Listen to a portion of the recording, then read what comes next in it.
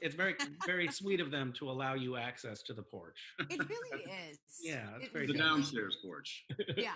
The nice thing is, if I was doing this at like my house, I would be in like the lighting would be horrible, and they have this like whole studio with lighting, so I don't have to worry. I was going to say, it looks very professionionally lit. The lighting is I'm It like is. covered next to a It is. lamp. Yeah, Yeah. I could not do this. Me too. Yeah. Yeah. I just put all of my we have a little pod with our kids and then some neighboring kids, and I also happen to be in charge of them right now with no help. So I was like, guys, who wants to play video games? So they're playing video games right now, and that will last all night. So I'm Right. Hey, Right, you're going out after this. Yes. But I'll go out through the window so they don't see me leave. Smart move, pal. Smart move. Hey, Jared. What's up, Jared? Hey, can you see me? Hi, guys. Hi. Oh my God, it's so good to see you. You look like you're in a trailer. Don't lie. I am in a trailer. I'm in between scenes. So, Are you wearing a supernatural jacket on the set of Walker, Texas Ranger? of course I am. It's confusing. I have to represent, man. I have to. It didn't. Honest to God, this is day 4. It didn't feel right to show up to the new set without something from Supernatural. So I've been wearing like Supernatural shirts and stuff. It's just like, in case y'all didn't know, I'm gonna drop my own name. Very douchey. Hi, Ashley. Hi, how are you? Hello, Senator. How are you? You're muted. Oh yeah. No. There you go. Here we are. There we go. Hi. There it is. Thank you both so much for making time to talk to 3 actors on a strange little show. We're so grateful. It's Strange show. It's pretty popular, I would say. well, yeah. What I do is strange, not what you. Okay, fair. Arguably, Let's yes. not get in an argument right at the outset here. You got to be a little strange to go into politics. I think a little strange to go to any kind of public Hold on, forum. I just Gotta got be one. a Go little ahead, keep going. Yeah.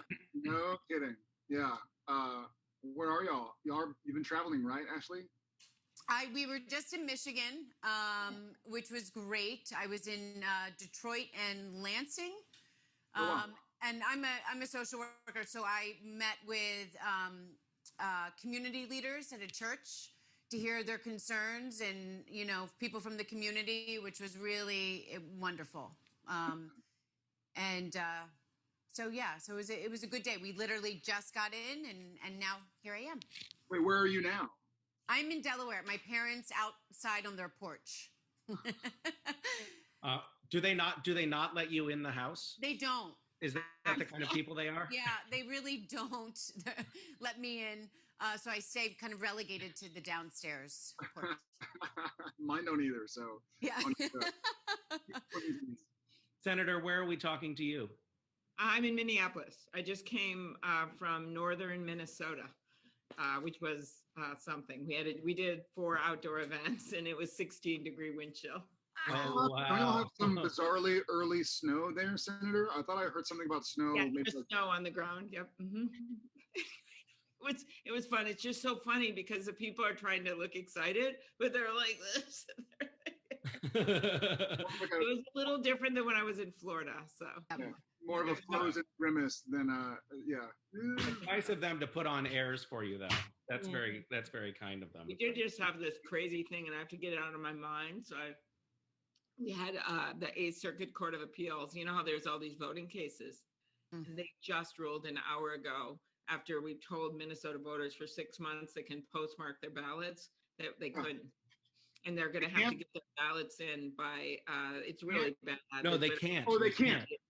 It's really conservative judges. And the court had said it was fine. And there's 350,000 ballots in people's hands right now that say it's fine to postmark by election day. So they can't do that. And it's virtually impossible to get that message out to everyone. We're now, I wrote a tweet, like, I'm not going to do it on the show because who knows what happens. It goes to the Supreme Court tomorrow. But I'm doing TV tonight on Cuomo on it. But we've just got to tell everyone they have to vote in person. Like, you're going to have to bring your ballot in. We got a lot. Minnesota did so much. We have the highest voter turn on the country. So they didn't always vote by mail. They were just They always voted in person. So they just have to learn to go do that right now because they have a ballot in their hands, 350,000 voters.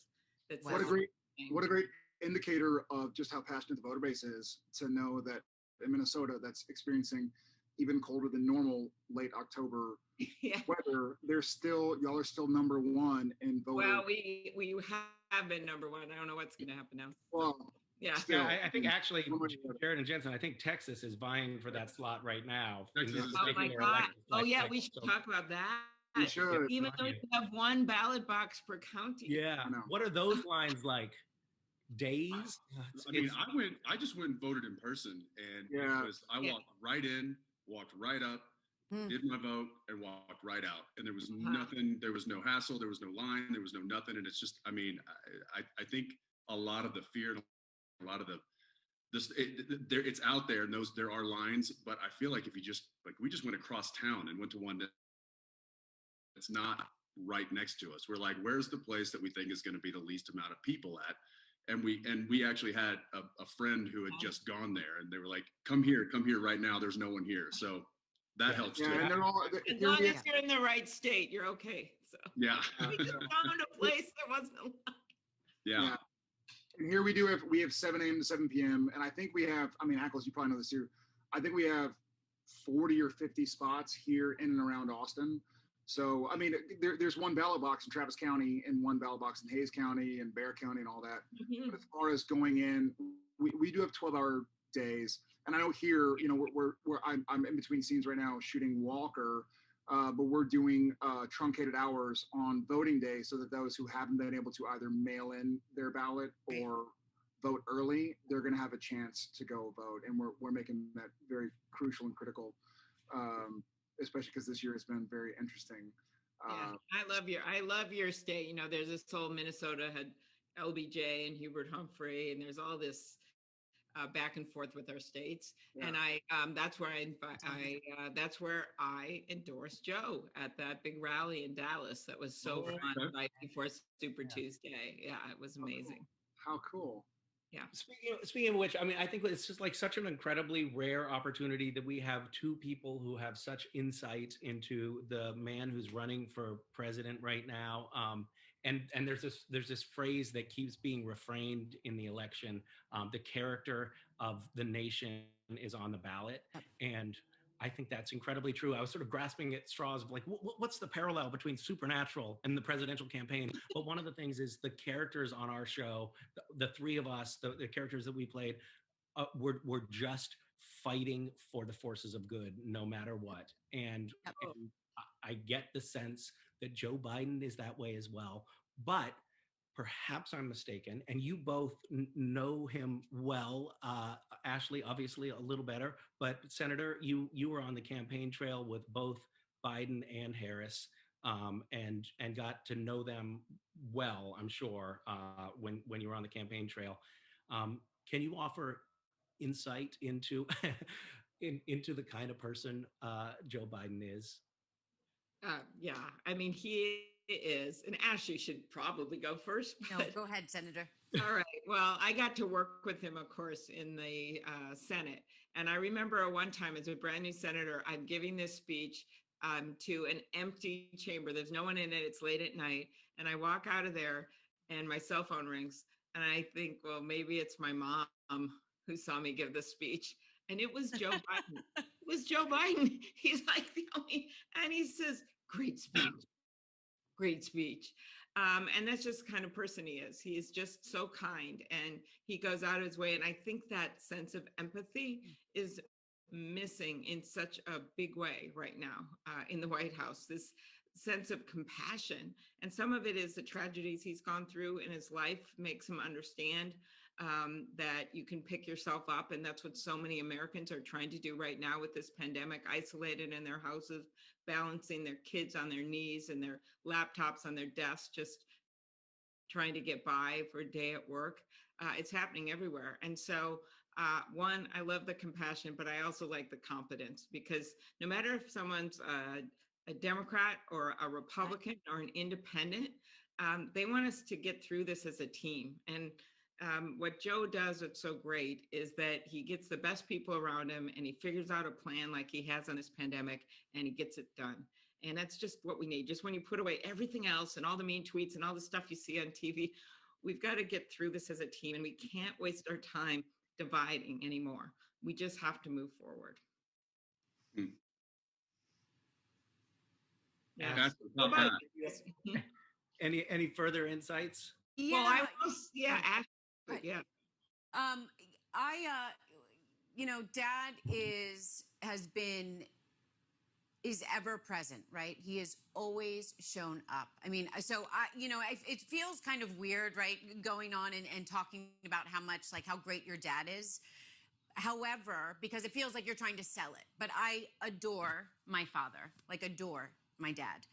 And he has shown up, for our family, right? I mean, he made us, make sure that we knew that we were the most important people in his life, still to this day. And this is like a little, if I call, no matter where he is, no matter what he's doing, his staff has to get him out so no matter what it is. And so often since I've been young, right, I would call and it would be like, Dad, can I, borrow money, or Dad, can I borrow the car, right? And he'd be like, speaking with, top officials and, I'd be like, just don't say I called.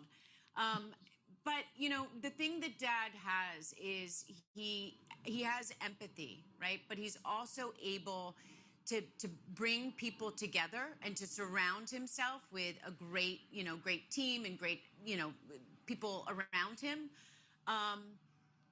He gets it. Dad he gets it. He understands, going out, and that goes to his empathy. He's thoughtful. He really takes time to kind of think, things through, and he's a problem solver. When he sees a problem, he's like, okay, how do we fix this? And so I cannot wait until there's kindness restored to the White House, right? Kindness and decency. And, so I am longing for that. And I think most of us are, right? We all are. I've never been so disappointed in my government, in the president. And so I'm looking forward to Tuesday. I actually have a question of you guys. So of Misha and of Jensen and Jared. So what motivates you to be involved here and to help? You have a lot of things that you could do. You're all celebrities. You've all been doing great. What gets you involved in this and motivates you? I'll start just because I'm inspired by both of what you both just said. And one of the things y'all both touched on was empathy.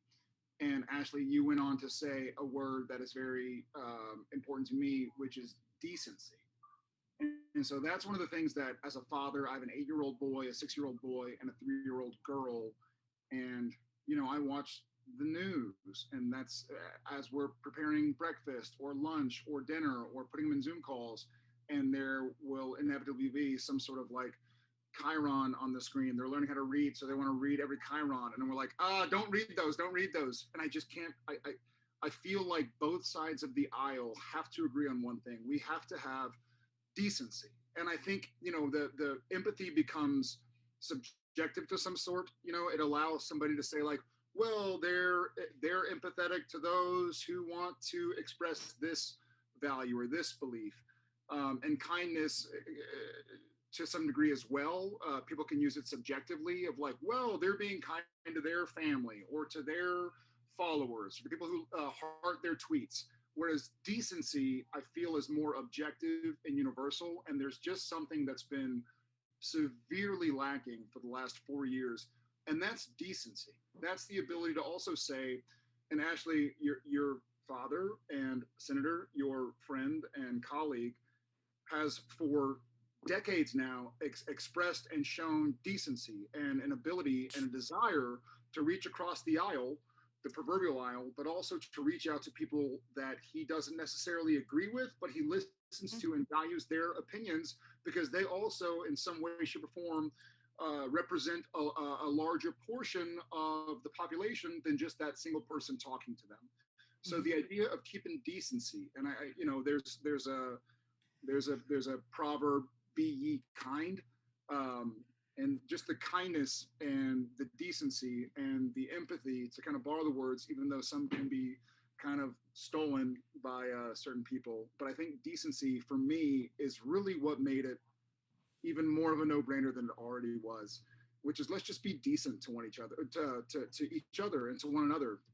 And so that is why this is so important. That's the main reason here and now, at least. There have been many main reasons why it's so important. But as we speak today, and obviously we are just a handful of days away from the election, the official election. So I feel like let's just desire decency, because we're going to have disagreements, and that's okay. That's necessary. That's necessary to figure out where the chips will fall. If you believe this and I believe that, and we kind of get rid of our subjective thoughts, then we can find a common ground. But let's remain decent in the meantime. And that's something that I think is very obvious, should be very obvious to both sides of the proverbial aisle, as to what something has been missing in the last 4 years of our political discourse. Yep. Yeah, I'll just add to what Jared said in that decency. Absolutely, I think that's something that is very important to me. And again, as a father, much like Jared is, that is a quality that I really strive to instill in my children and in myself, and it's things that I look for in friends. But on top of that, going more into the political realm, there's a sense that I get that is you versus them, or us versus them, in this particular situation that we find ourselves in. And this shouldn't be a president that is just placating to a portion of Americans. I really like that the tagline that Joe's been using, and the fact that he's going to be a president to all Americans. And I think that is something that we have been desperately missing in this particular administration. It is not a president to all Americans. It is a president to some Americans, and those particular Americans have now gotten so riled up that they're going, "Ha ha, we win, you lose." Well, the people that they say are losing are also Americans. So what does that say? And I just feel like it's so divided, and it's been a greater divide than I've ever experienced in my adult life. And I just feel like we need to have somebody that can fill that divide, that can bring that divide back together, that can make us all feel like we're on the same team. Because right now we are not. Yeah. And I wanted to do it just so I could fanboy over you, Senator. I'm just so excited to meet you. Misha's just looking for an invite to the I just want to the inauguration. Well, you know who is in charge of the inauguration? No. Yeah, I'm the main Democrat because I'm in the Rules Committee. So, okay. Can I text you my address, my email address? Can I just say there's a pandemic going on, and like there might not be a ball, those kinds of things, Hey, listen, I have a Bubble Boy outfit from about 4 Halloweens ago. Not only good. I bet Halloween is good for you guys. We'll it's kind of a big it time. used to be. Not this year. This is gonna be an interesting time for sure. We'll see. We'll make the most of it. My wife is a Halloween piñata, a giant hairy spider piñata, and frankly, I managed before this call to get the glue and the black paint off of my fingers, but it's been too much work. I once came in. I entered at the University of Chicago, which isn't exactly a party school. I went there. Misha went there as well. I'm a U of C alum. Yeah. Okay, so I went in a Halloween costume as the concept of Purple Rain, because Fringe. Yeah, I had a whole purple outfit on, purple umbrella, this whole thing. It was so cool, even though that's a bit esoteric. But I lost to a guy that was dressed as the bathroom wall. Like his cardboard was stuff written all over it. Okay, I'm really digressing about Halloween stories, but you guys are all on. Well, you can't do this. you can't digress on Cuomo tonight. So like, please carry on. Like, We're here. Safe space. Safe space. You were gonna tell us about how you got involved in the show. I'm trying to bring it back. oh, yeah. Okay. Yes. Thank you for Well, making. he By went- so the when way, Misha was at You guys work together. when Misha was at UFC, he went to a Halloween party dressed as a bathroom wall, Yeah. and he won. Jared, I am on Team Dean. I just wanted you to know. Wait, Team Dean, Gilmore Girls or Supernatural? There's only one Team Dean. Okay. Before we get back to that serious aside, I should say that I'm friends with the New York Times comedy columnist Jason Zinnemann, and I was telling him that I was going to be talking to you, and he said that in elite comedy circles, I mean, I'm a little bit name dropping here, but he said that in elite comedy circles, you were known as the funniest candidate on the campaign trail. Okay, that's really elite. I'm Okay. laying the groundwork there for your best knock joke before we're done here. No, I don't have knock. That is a really elite part of the stratosphere, but yes. Okay, I'll give you one. I'll give you one before. Ernest, I very have a lot of briefly- comedy dinners, right? But Yeah.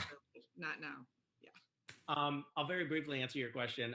But you know, I interned in the White House under Bill Clinton, and I worked at National Public Radio, and I thought that I was going to go into politics. And when I was in DC for a short period of time, I realized that working in the political arena looked too hard for me, and I decided that I would go, you know, work and tell stories that tried to shift cultural consciousness, and that would be my path to making a difference in the world.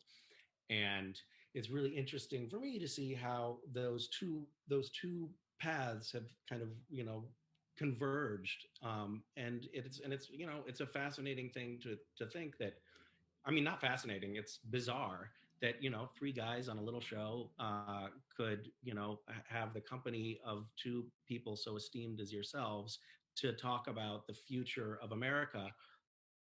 But that is the moment that we find ourselves in. And for the three of us to be able to share our platform to get out the word about Joe Biden and about having decency and character be primary driving characteristics of our elected leaders, that is such a privilege, and we're just lucky to have this platform and to have you sharing it with us for a brief moment.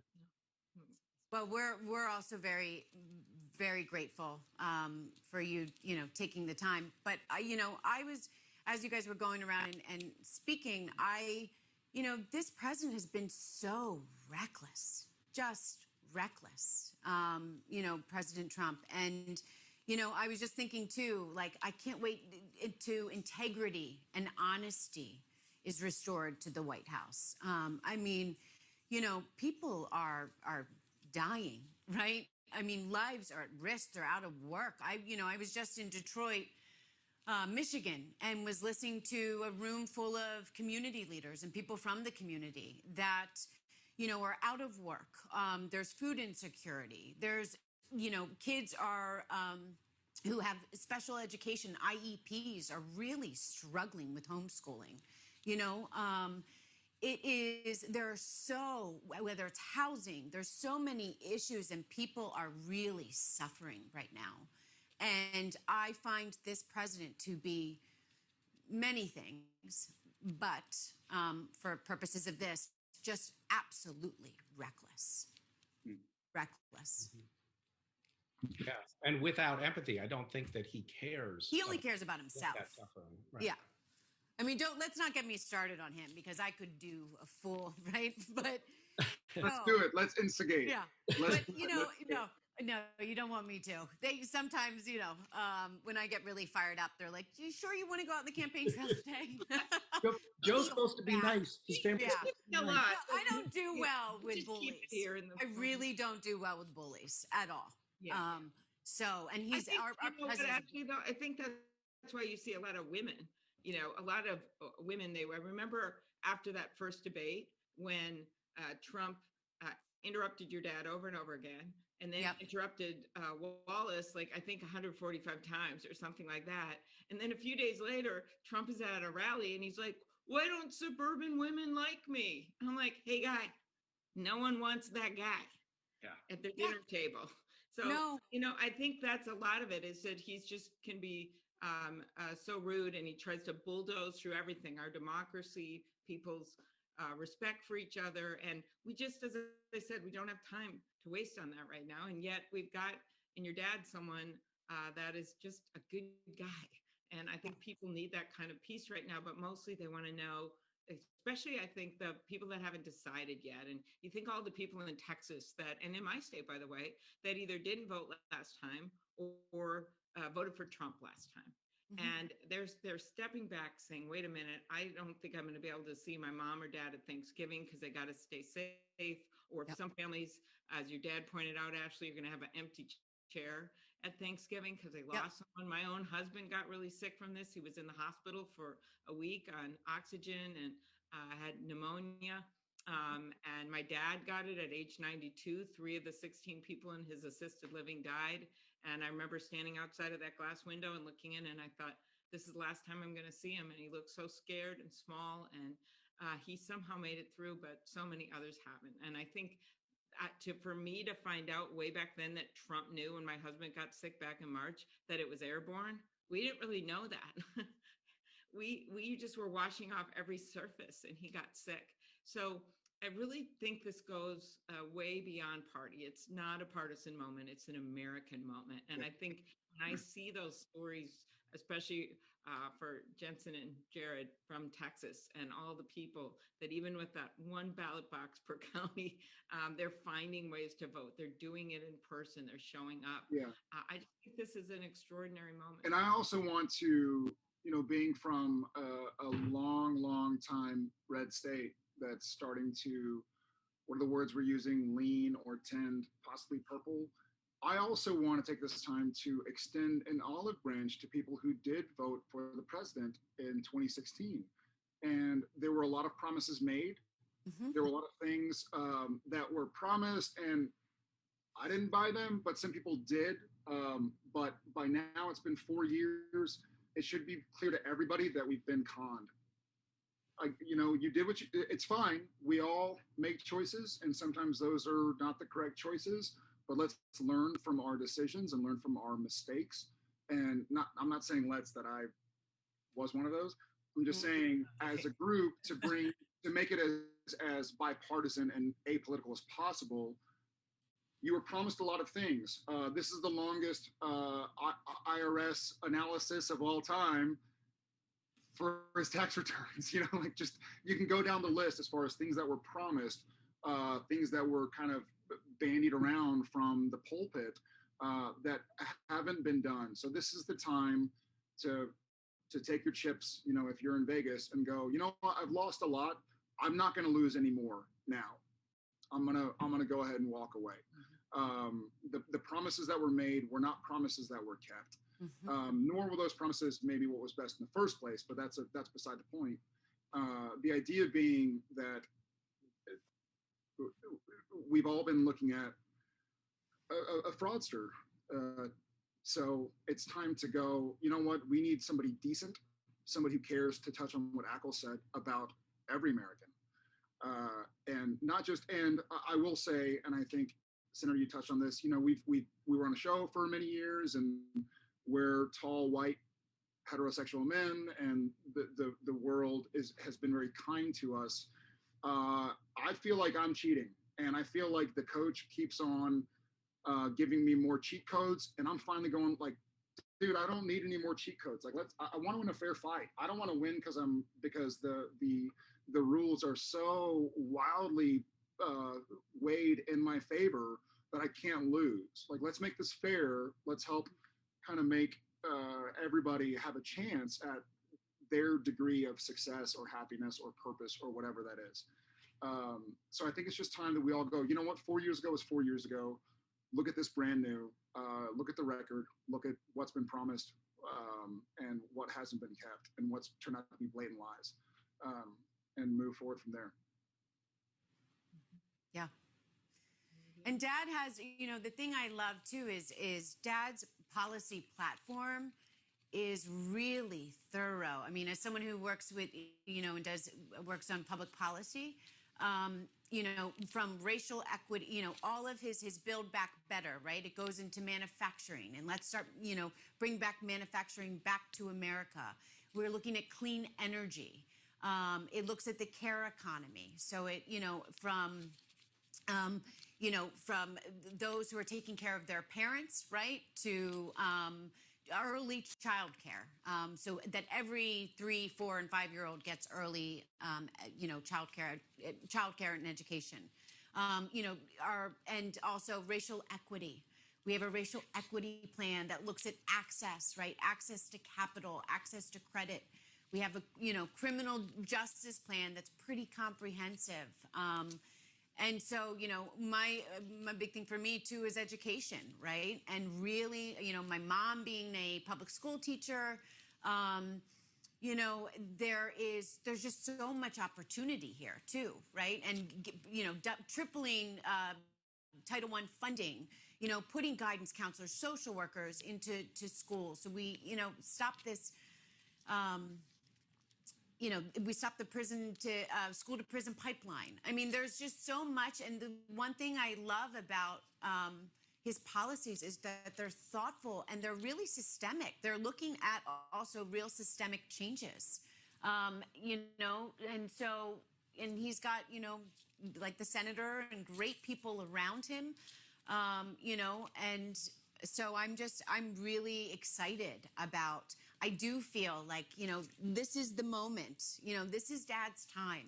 This is Dad's time to kind of bring people together. This is our time as Americans, but it's time. He is the one, he is the leader that can, I think, bring people together from, different parties and really bring people together, and also to kind of start to heal our nation, because I feel like so many people are suffering.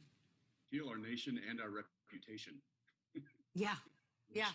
Which, I mean, we've got Jared and, and Misha and I have had the privilege of traveling quite often, and traveling around the world and seeing fans and meeting people. And, obviously that's all been stunted this year because of COVID, but, I still keep in contact with people overseas.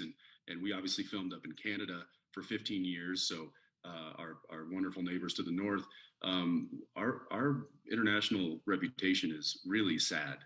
And I know that a lot of people in Trump's camp think, well, forget them. It's America first. Who cares what they think? Well, we're all in this together, whether you like it or not. This is one world, and it's the only one we got. So it is time for that healing, and it is time for that reputation to get back on what it used to be, a shining beacon. People are tired of the whining, right? They want to bring people together, but he complains about everything. He blames everyone for everything. And what I like about Ashley's dad, we'll call him Ashley's dad today. I love about Joe is that he takes responsibility, right? He's taking responsibility for a plan. He talked about masks in a way that made sense to people. He was ahead of his time for leaders on that. And he's someone that gets things done. And the issue with Trump is he blames, when you said Canada, I remembered something with you guys. He sometimes it is laughable, right? He blames everything. He blames the country of Denmark. He blames the people that work for him. He blames Dr. Fauci that everyone trusts. But my favorite one is when he blamed the Prime Minister of Canada for cutting Trump out of the Canadian version of Home Alone 2. He actually did that. So, I mean, it is tragic, and you know how these things can be tragic and funny at the same time, but this is the time, and maybe it's a good way to end this on the voting. I mean, this is a time for us to just step back and say, do we want to put a guy in charge that couldn't even get the protective equipment out to the doctors and nurses when we're thinking about how we're going to get the vaccine out and the testing out? No, we want to put someone in that's actually going to get it done. Mm-hmm. I don't know, Misha. That is a beautiful place to end. Thank you both for your time. Anyone who's watching this, please make sure you vote and make sure all of your friends vote. The best way you can amplify your vote is to get your friends and family to vote. And when you're voting, it's critical to vote for Joe Biden. Remember that little caveat. And I found that if you go to iwillvote.com, it's a really intuitive website, and you put in your name and your state, and it tells you if you're, registered and where your, polling place is. I can't wait because, this is going to be, so special for me. I had to go in person. I wanted to press the button with Dad's name. So I'm waking up at like 5:30 on Tuesday, getting to the polls, getting in line, and I can't wait to vote. So do you think your dad's going to let you in the White House, or is he going to make you stay on the porch there? He wants me to live in the White House. Yes, I don't think I'm going to live in the White House. I may probably stay in Philadelphia, or but I don't know. But I will visit often. Yeah. Well, my only problem right now is how to get these three guys into the inauguration. Yeah. Well, that should be your major concern right now. How about this, Senator? If I give you, so Misha asked for a knock knock joke earlier. If I give you my favorite one, can I get a ticket? This would be called illegal, Jared. That would be. We're not going to do that. The senator can get me from the flow. Understood. I don't want to break any emoluments clause. But okay, well, you can give me a knock knock joke, but my staff is on the other side going like this because I have to go to that TV show. But no, I want to hear the knock knock joke. I want to hear it. Okay, here we go. Real quick. Knock knock. Who's there? Interrupting sloth. Interrupting sloth. What? Interrupting sloth who? It's funnier in person because you're moving really slowly. It's really awkward. We should have ended it before. I've heard about how they cut things out of things. Apologize. Have you ever had scenes cut, Jared? All of my scenes have been cut. Clearly, he has. I had a one-man show. They just cut it all. I hear it. It's all free. Right. Okay. Bye. Guys, We'll see each other at a better day. I'm very hopeful, you. and I would love to see you guys. Ashley, we're so excited for you. Oh, thank you so much for all you're doing. Thank you to everybody. Thank you all very much. Thank you. Everyone, Thank you. See you. Bye. Bye, guys.